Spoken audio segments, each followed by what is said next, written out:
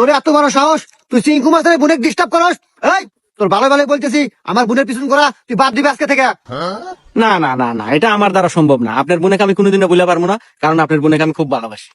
না না না, ইসরে তো মাথা মাথা নষ্ট করে রে। এই শোন, এই যা তো একটা লাকি নিয়ে আয়।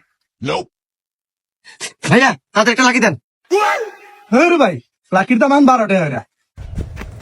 ওস্তাদ লাকি দাম তো বেড়ে গেছে, 10 টাকা দেয় না, 12 টাকা দাম।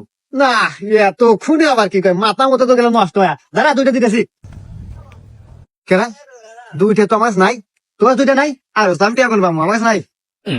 এই তোমার দুইটা নাই? না ওস্তাদ, আমার কাছে 2টা নাই। করো দুইটা থাকে না।